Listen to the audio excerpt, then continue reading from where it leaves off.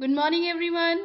So, this is the last lecture for your chapter number 16, that is consumer protection. So, we today are going to discuss about the various terms and terminology used in Consumer Protection Act 1986. For example, we have two terms here, a complaint and a complainant. Complaint means any allegation which is to be made for the complaint and any deficiency in any regard. A complainant is a person, a group of persons registered under Companies Act, under any law, under any government to file a case against the exploitation. Consumer Protection Act 1986 is now replaced by Consumer Protection Act 2019, that is Grahak Sanrakshan Kaida.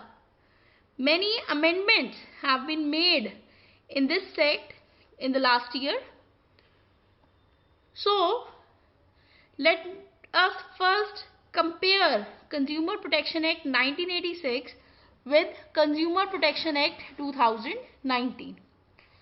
The Act has defined the criteria of Consumer Disputes Redressal Commission. The National Consumer Disputes Redressal Commission will hear complaints more than 10 crores. Earlier it was more than 1 crore, but now it exceeds more than 10 crores. And State Consumer Disputes Redressal Commission will hear complaints where the value is more than 1 crore but less than 10 crores. That is lying between 1 crore till 10 crore. Now, when you compare Consumer Protection Act 1986 with Consumer Protection Act 2019, you can say there was no separate regulator earlier, but now we have Central Consumer Protection Authority. Complaints are filed in Consumer Court where the complainant resides or works. Consumer pay compensation for any harm caused by a product. Now, in district forum, the claim is up to rupees 1 crore. In state forum, it is from 1 crore to 10 crore. In national forum, it is above 10 crores. So, court can refer settlement through mediation.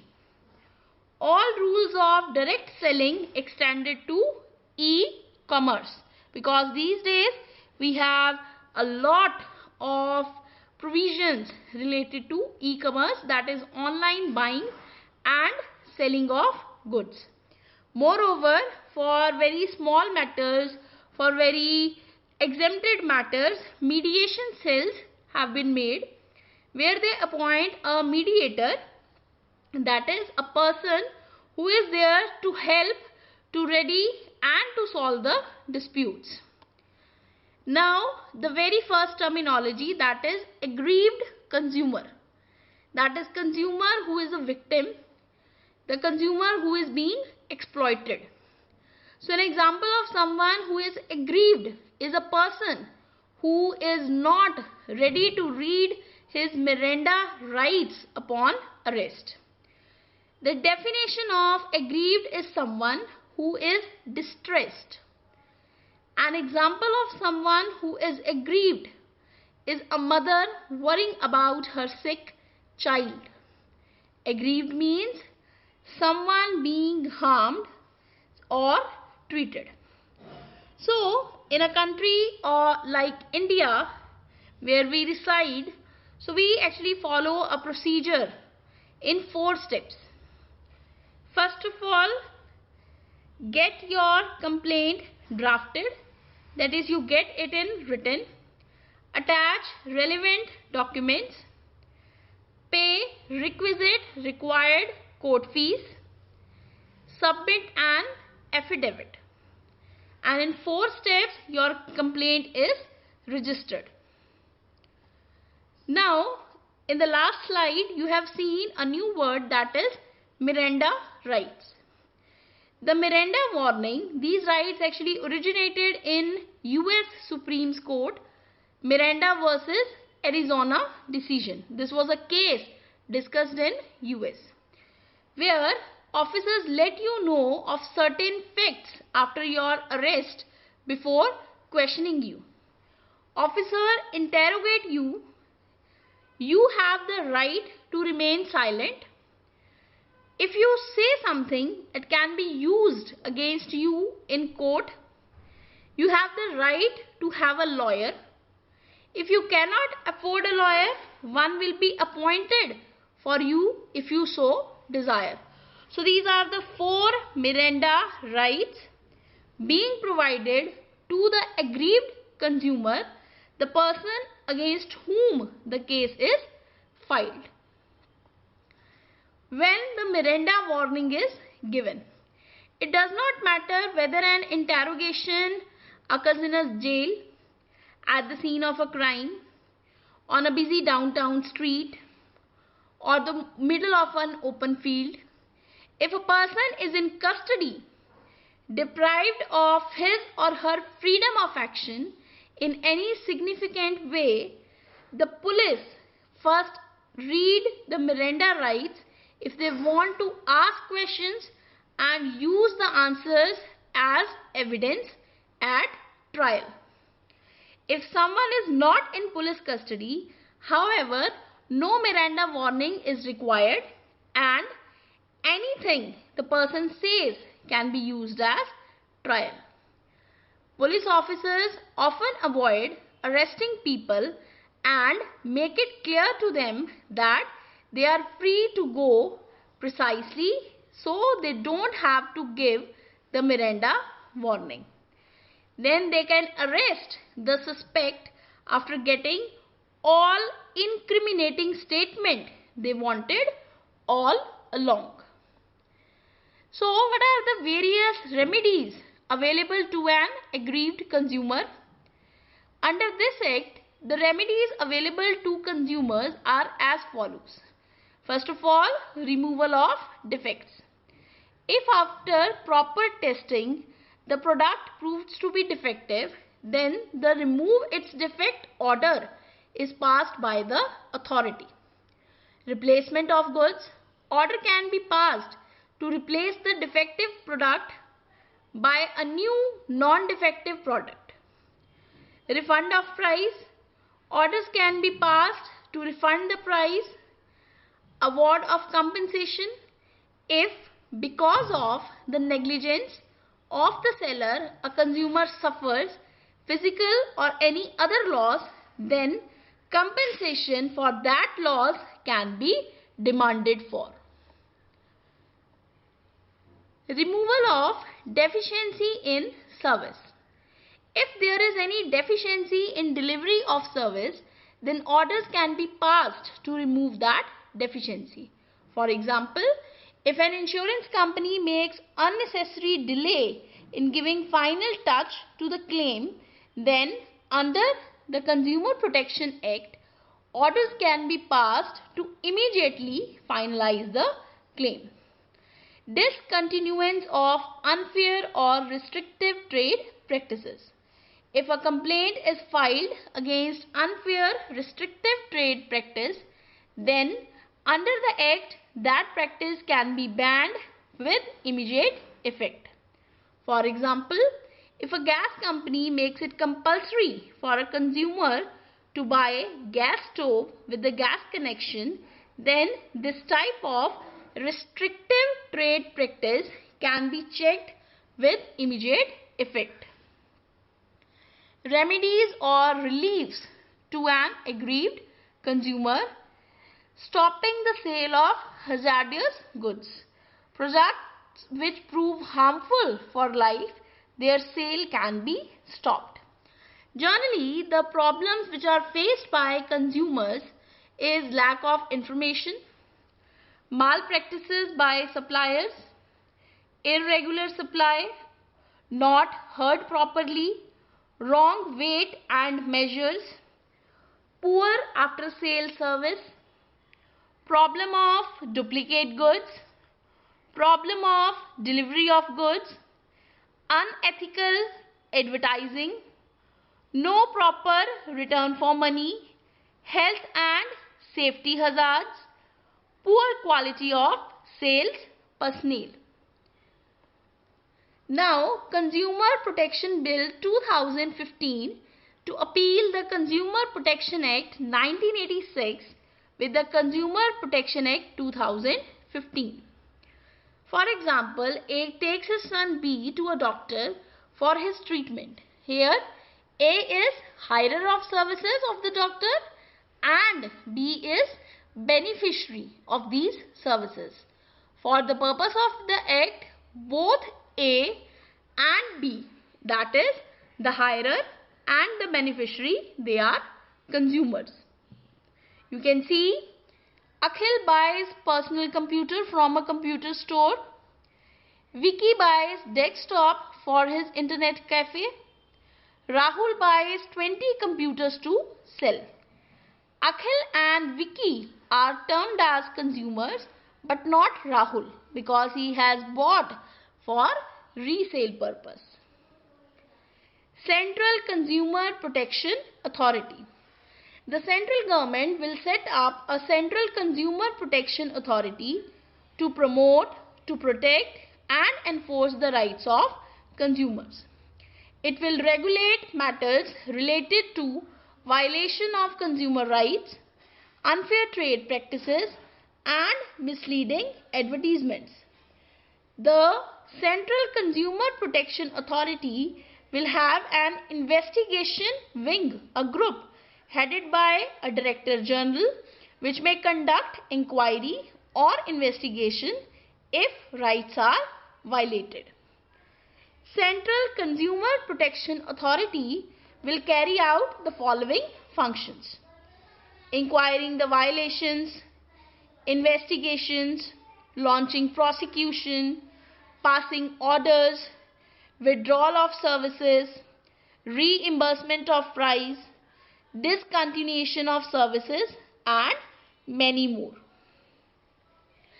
This authority issues directions to the manufacturer, to the advertiser, to the publisher for discontinuing a false advertisement, to modify the advertisement, impose penalties, issue safety notice to consumers against unsafe goods and services. So, we were discussing about Consumer Protection Act 2015, but again Consumer Protection, that is Central Consumer Protection Authority, under the guidance of Consumer Dispute Redressal Commission, makes an amendment and a bill is passed with the name of Consumer Protection Act 2019. So, to protect the consumer rights along with their timely administration of disputes. Basically, it was done to provide the provision of mediation and e-filing to deter companies from delivering defective products and services. Also, we have different rights of consumers to be performed by the authority. Right for comfort, right to secure, right to being safe, right to choose a product, right to receive true information, right to complain, right to be heard, right to advocacy, right to protection, right to dispute settlement, right to be informed about your rights, right to serve against discrimination, right to seek compensation and redress. So, the different rights have been defined in the bill as per 2019. We have discussed all the rights in detail in your previous videos. So it aims at protection against marketing of goods and services which are dangerous to life and property. Consumer must be informed of the quality, quantity, potency, purity, standard and price of goods. Consumers must be assured of access to a variety of goods and services at a competitive prices. They must seek redressal against unfair or restrictive trade practices. Now, the main privilege, the main component of Consumer Protection Act 2019, that is mediation. Mediation is a dynamic, structured, interactive process where an impartial third party assists disputing parties in solving the conflicts through the use of specialized communication and negotiation techniques. All participants in mediation are encouraged to actively participate in the process. A mediator is appointed. He is a person with patience, persistence and common sense. He or she must have an arsenal of negotiation, human dynamic skills, power of listening, articulation and restatement. Mediator is a facilitator who has no power to render a resolution to the conflict. He is the one who only listens to the both parties, note down each and every condition, circumstance and the fact of the related condition, but he did not give any result. The parties will fashion the solution as the mediator moves through the process. In many decisions, the mediator is an attorney, a trustee, but he cannot give legal advice because he is playing the role of mediator only. Mediator's area is expert because he is helping the beneficiary, the hirer and the persons on both sides, but he is neutral in evaluation of case. A mediator should be assertive, he should be empathetic, he should be a good listener, he should be a problem solver and moreover he is accountable to the jurisdiction to give a proper result. Alternate dispute redressal mechanism. In order to reduce the heavy demand on court time, efforts need to be made to resolve the disputes by resorting to alternate dispute resolution methods before they enter the portals of the court. That before proceeding the court, out of court settlement, alternate mechanism. Arbitration, mediation, conciliation. These are three tools of alternate settlement. ADR is a method of dispute settlement that is non-adversarial, that is working together cooperatively to reach at the best decision.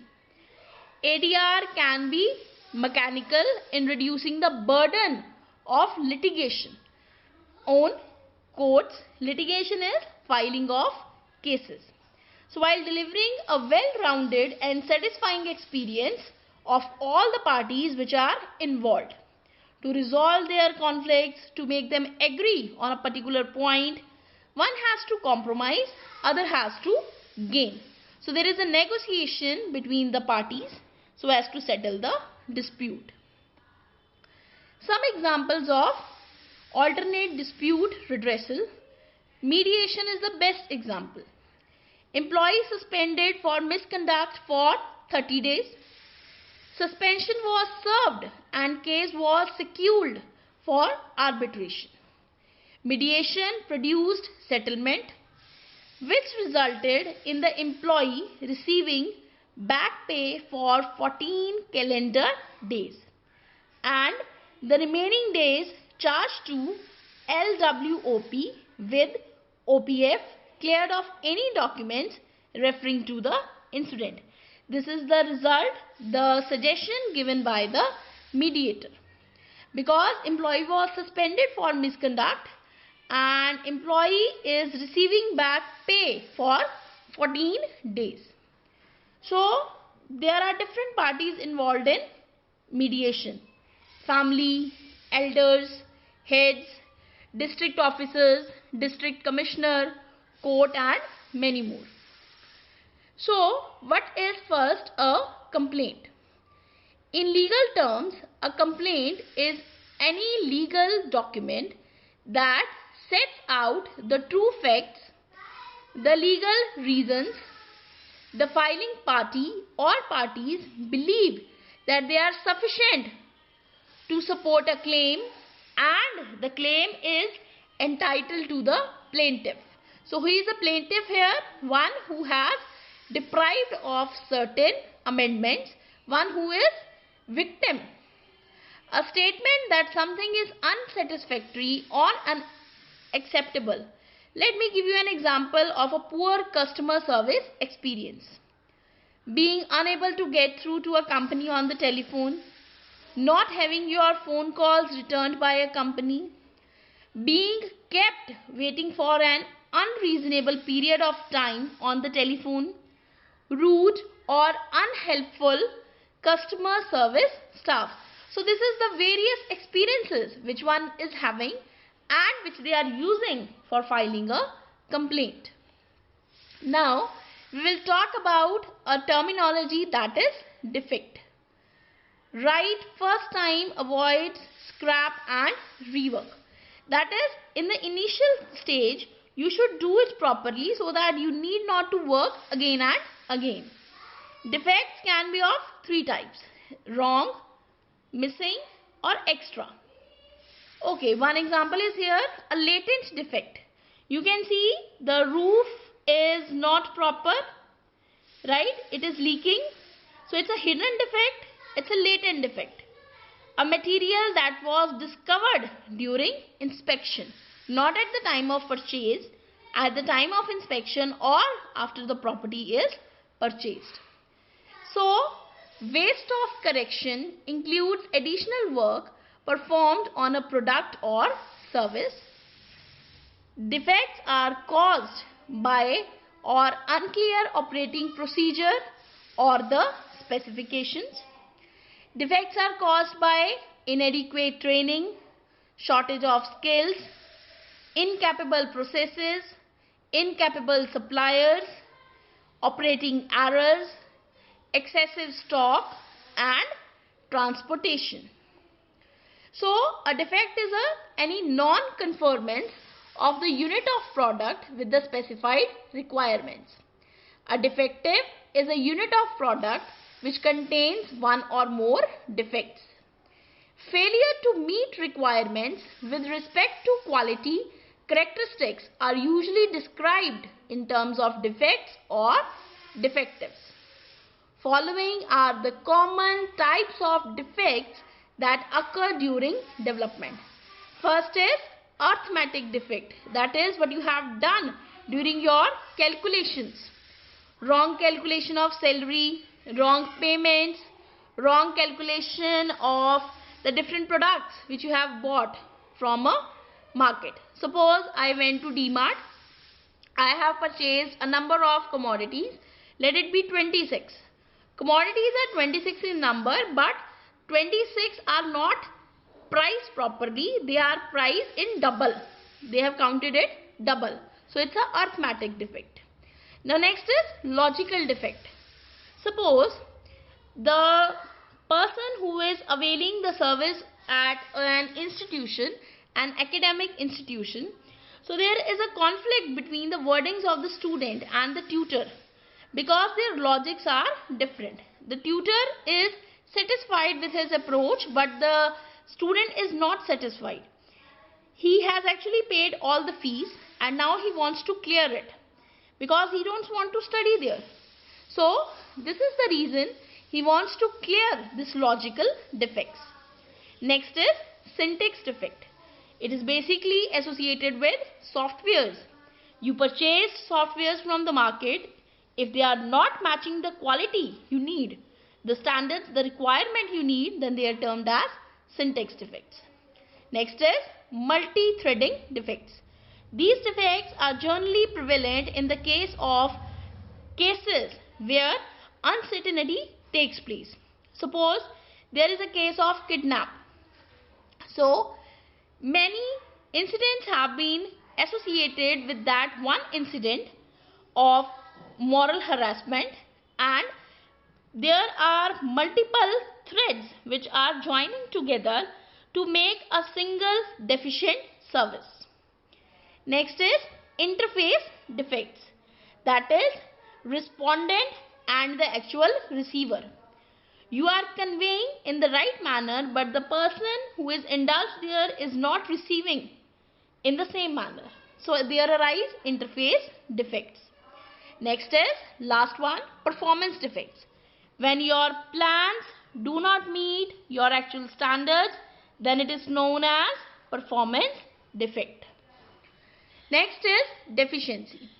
When a service is found deficient by a consumer, he can make a complaint under the Act. Thus, the prime requirement, the basic requirement is that matter must fall within the definition of service, and it must entail a deficiency as per the rules given by the Act. For example, A bought a computer from B. It was not properly working since day one. A can make a complaint against B for supplying him a defective piece. The services hired or availed of or agreed to be hired or availed of by him suffer from deficiency in any respect.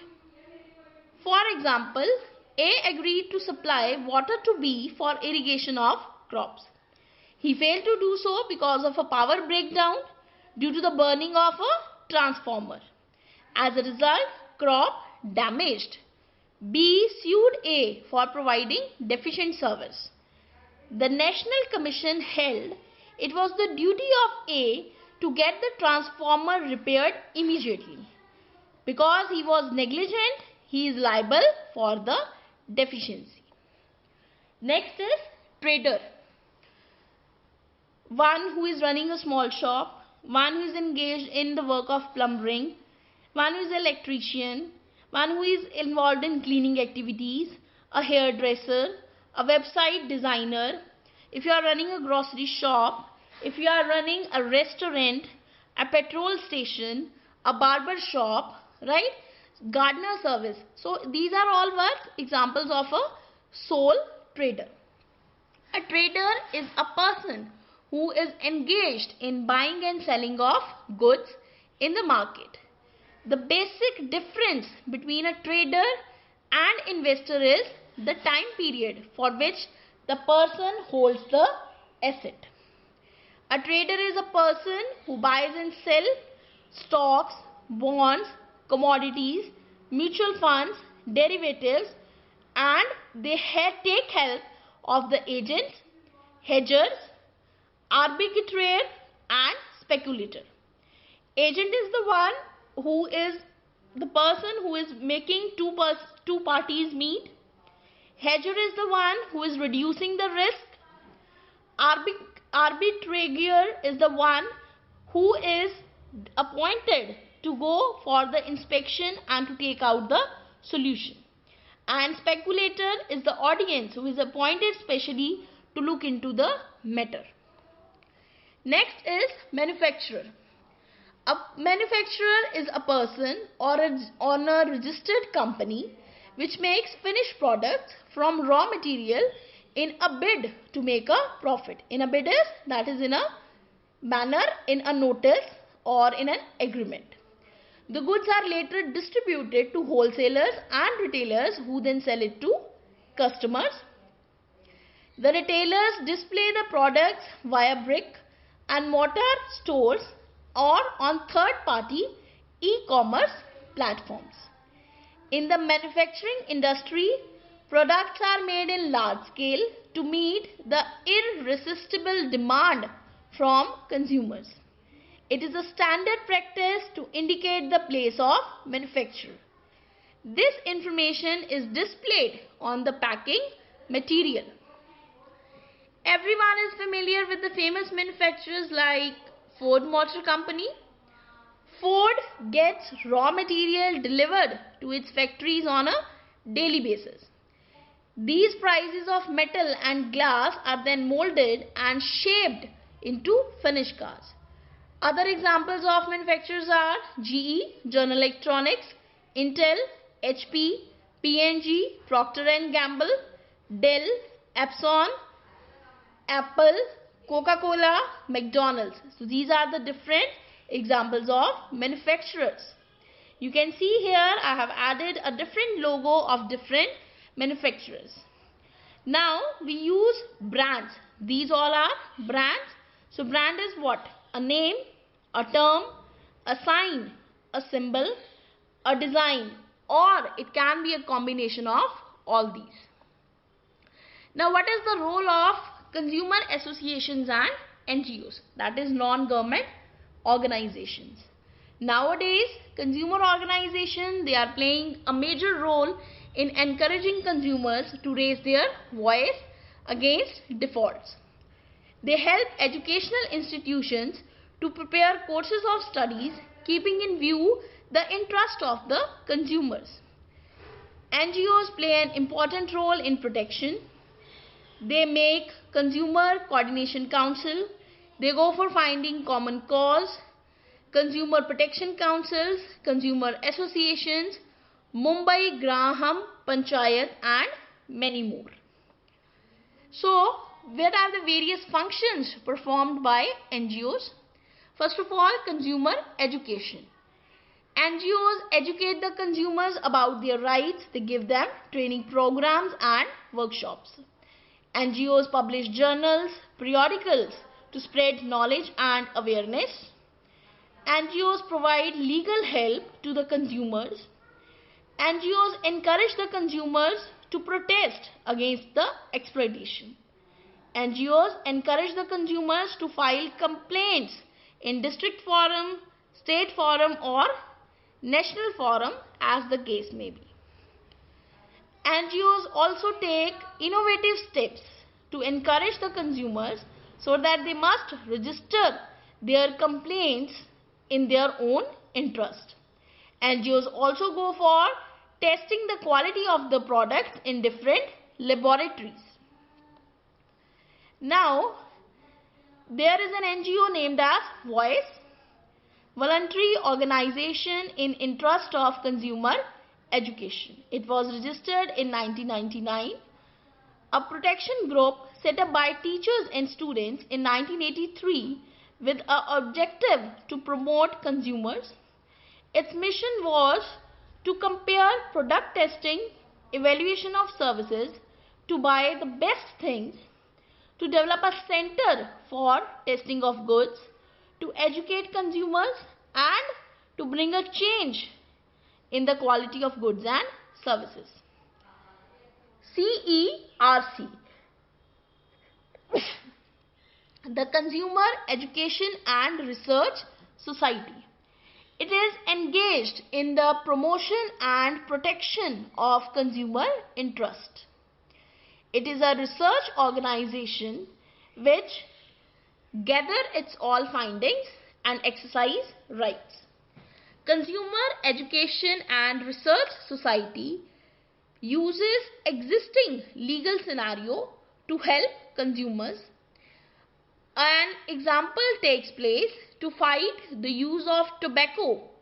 An example is there to fight the use of tobacco in dental toothpaste without adequate label information. Because many people are there who do not want to use the toothpaste containing tobacco ingredients. In Gujarat, manufacturers routinely mix tobacco with toothpaste, which was sold under a brand name such as IPCU and Dentobac. Consumers were never informed that the use of these toothpastes will be addictive because of tobacco and nicotine content in these toothpastes. So they deal with a case. CERC also deals with emotional cases, with cases of the homes, right, where a husband was on the verge of a nervous breakdown. So it was very bad because his wife was using 2 tubes of tobacco-based dental toothpaste per day. And due to excessive addiction, there was a nervous breakdown in the couple. So an attempt was made to stop her from using them, leads to severe withdrawal symptoms and physical symptoms. CERS succeeded in getting the government to assist and insist the government to label information of tobacco-based toothpaste.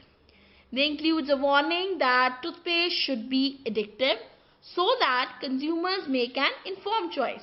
It should be the right and choice of consumer. If he wants to use an addictive toothpaste containing nicotine, it is their choice. But it should be informative. Next organization is CUTS, Consumer Unity and Trust Society International. It's a non-profit organization. It's an Indian organization working for rights, changes, education, food, opportunities. Its headquarters is in Jaipur. It was founded by Pradeep S. Mehta in 1983. It operates out of 5 program centers working at Jaipur, Chittorgarh, Calcutta. It is located in New Delhi also. It has its center at Lusaka, Zambia, Nairobi, Kenya, London, UK, Hanoi, Vietnam with a staff of over 80 persons, and they keep on researching and networking. Consumer Unity and Trust Society International is divided into 5 main areas: consumer protection, development of international trade, competition, investment and economic regulation, human development, and consumer safety. So in your all videos and in your all data, you have read about 2 practices. One is restrictive trade practice, other is unfair trade practice. Unfair trade practice is a practice which is done for promoting the sale, for supply of any goods, but they are defaulting, they are unfair and they are deceptive. For example, misleading advertisements, advertising of bargain price, falsely representing second-hand goods as new. Other side we have restrictive trade practices. Any trade practices which block the flow of capital in the society. They actually bring the conditions of delivery to unjustified cost. For example, refusal to deal with persons, tie-in sales or full line forcing, exclusive dealing agreements, collective price distribution and tendering.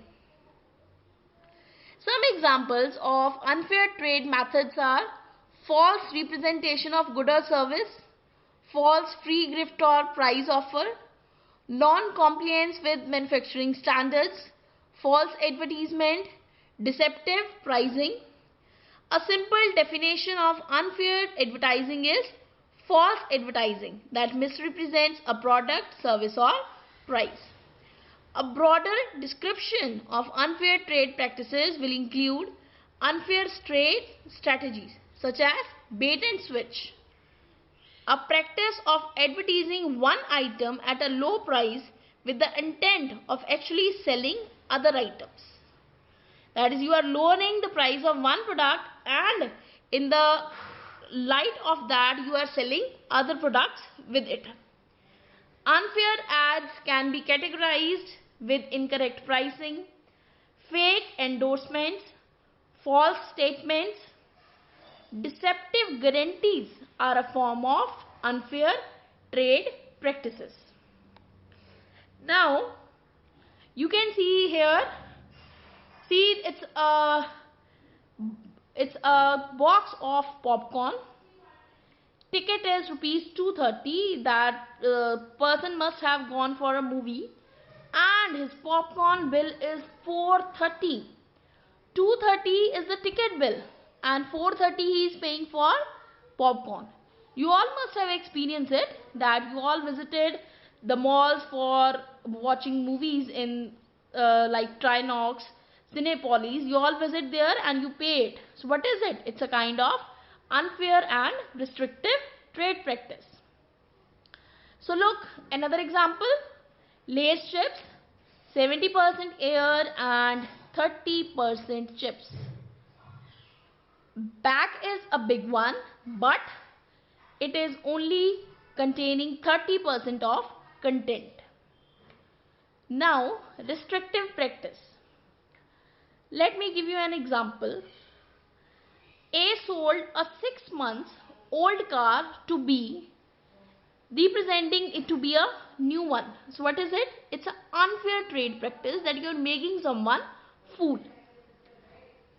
A bought a computer from B. It was not working properly since day one. So what is it? It's a defective piece.